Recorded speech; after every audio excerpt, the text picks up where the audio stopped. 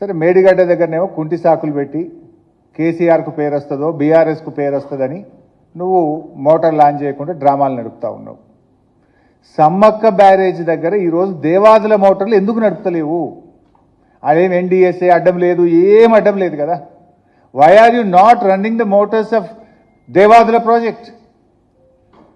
ఇప్పుడు ఈ నిమిషానికి దేవాదుల ఎంత ఫ్లో ఉందో మీకు చూపిస్తా.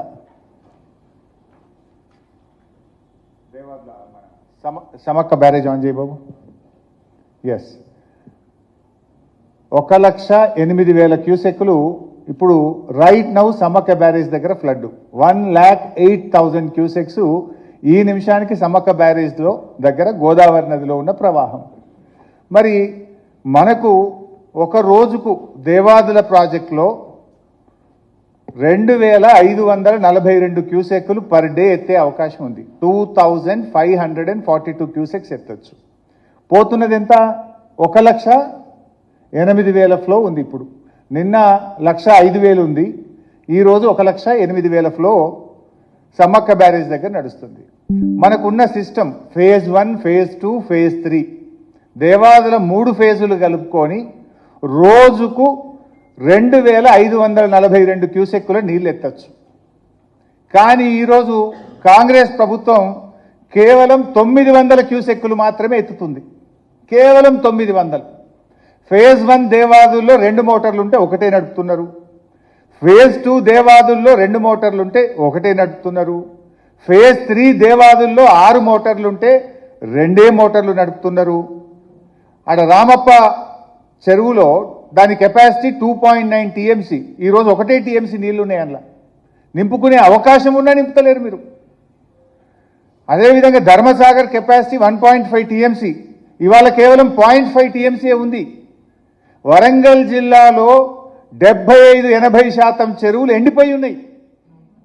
అరే అంత అద్భుతంగా నది ప్రవహిస్తూ ఉంటే సిస్టమ్ అంతా కూడా BRS party phase 1, phase 2, phase 3 Devadula పూర్తి చేసి రోజుకు 2,542 క్యూసెక్కుల నీళ్లు ఎత్తుకునే అవకాశం ఉంటే కూడా నీ గురుదక్షిణ చెల్లింపులో భాగంగా నీ చంద్రబాబుకు కిందికి ఇడిచిపెడుతున్నావు.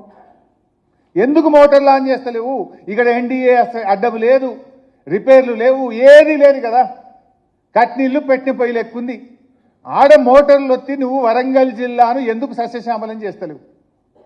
నువ్వు ఆ రోజుకు 0.5 టీఎంసీ, 2,500 అంటే రోజు 0.5 టీఎంసీ. మరి ఎందుకు ఎత్తలేవు? నీ నీ నీ నీ నీ ఉద్దేశం ఏంటని నేను అడుగుతా ఉన్నా. Is it not failure of your government? సోయి లేదు మీకు. గోదావరి నీళ్లు పోతుంటే నీళ్లు ఎత్తుకోవాలనే సోయి లేదు. ఒకవైపు కరువు వచ్చింది, ఎలినెనో వచ్చింది, ప్రపంచమంతా మంచినీళ్ళకు ఆగమవుతుంది, కరువు కోరల్లో ప్రపంచం చిక్కుకపోతుంది, రైతాంగం ఆగమవుతారని చెప్పి ప్రపంచమంతా కూడా చుక్క చుక్కను ఒడిచిపడుతుంటే నువ్వు జార విడుస్తున్నవే. దీనికి ముందు సమాధానం చెప్పు ఉత్తమ్ కుమార్ రెడ్డి. నీళ్ల మంత్రిగా ముఖ్యమంత్రిగా మీరిద్దరు ఫెయిల్ అయిపోయినారు. కట్నీళ్లు పెట్టిన పోయేలే. కేసీఆర్ గారు ముందు చూపుతో సమ్మక్క బ్యారేజ్ కట్టిండి. అక్కడ అద్భుతంగా నీటి నిల్వ ఉంది. సమ్మక్క బ్యారేజ్లో ఈరోజు 75 మీటర్స్ లెవెల్ ఉంది.